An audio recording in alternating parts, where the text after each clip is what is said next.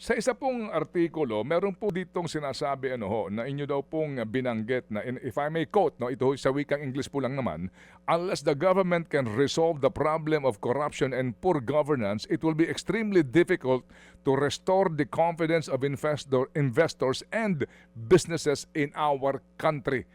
Ngayon pong quarter na ito, itong binabanggit nyong ito, gaano ito kaimportante at ano ba talaga ang dapat na gawin ng pamahalaan at ang ating inaasahan, ang mga taong bayan ang inaasahan po sa pamahalaan? Go ahead, sir. Noong pong first three quarters of 2025, ang average growth po ng Pilipinas ay 5%.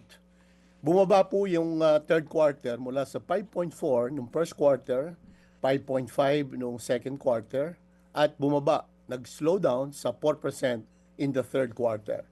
It will require us to grow by around 7% to be able to hit the lower end of the target of the government na 5.5 to 6.5%. That's going to be very, very difficult. Why?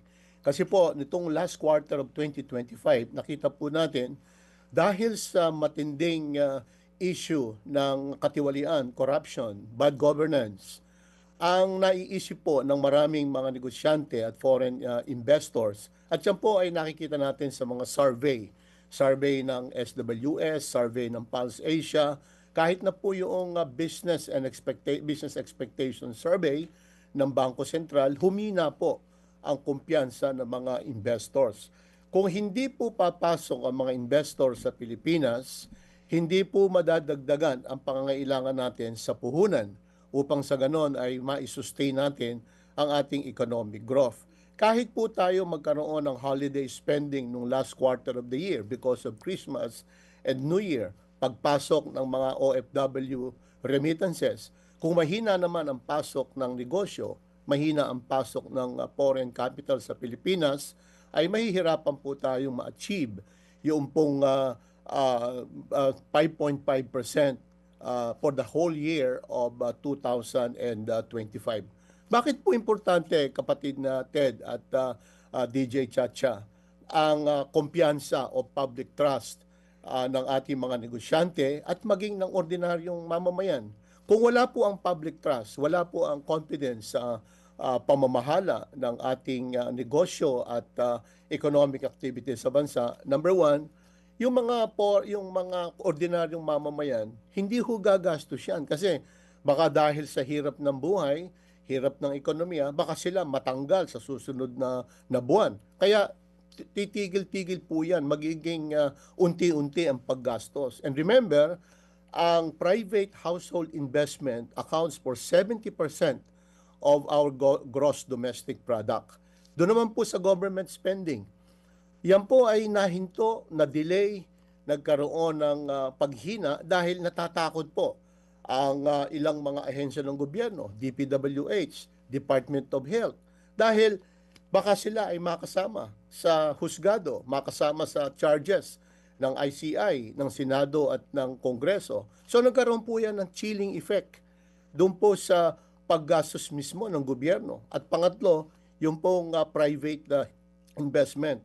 Ang tanong po ng maraming negosyante, ba't ako papasok sa isang ekonomiya na baka mamaya magbago ang policy? Number one. Number two, ang paggastos ng gobyerno reflected doon po sa ginagawa nating budget, mas mahalaga pa ang infrastruktura kesa sa public education, public health. At doon sa ginagamit sa public infrastructure, karamihan nun, sinasabi nung na nakita natin at napatunayan sa iba't ibang investigasyon sa Senado at sa Kongreso, ay nakukuha lamang sa katiwalian. Hindi lahat ay pumapasok sa pagpapalaganap ng mga kalye at mga highways, mga bridges o mga tulay and connectivity across the entire archipelago of the Philippines. Kaya yung pong tinatawag nating potential capacity, yung maaaring ilago ng gobyerno, sa halip na umakyat yan over the years, ito po ay humihina. Yan po ang dahilan kung bakit sa pagtatasa mismo ng gobyerno natin, ng IFI, IMF, World Bank, ADB, maging ang ASEAN Plus 3 Macroeconomic Research Office, ang kanila pong pagtatasa sa 2025 ay pahina ang pagtakbo ng ating ng ating ekonomiya, ganun din sa 2026. Yan po yung kalagayan ng ating ekonomiya kasama Ted at DJ Chacha. Mga kapatid, brothers and sisters, saan ka pa? Dito na tayo sa totoo. Dito na tayo sa True FM. Mga kapatid, mag-subscribe and follow po kayo sa social media accounts ng True Network PH. Yan po kami, hanapin nyo lang True Network PH, Facebook, Instagram, YouTube, TikTok, and podcast. Mapa Apple or Spotify man yan, mahahanap nyo kami. Lahat ng mga napapanood at napapakinggan nyo po sa programa, nasa social media accounts namin yan. So paano mga kapatid? See you sa social media!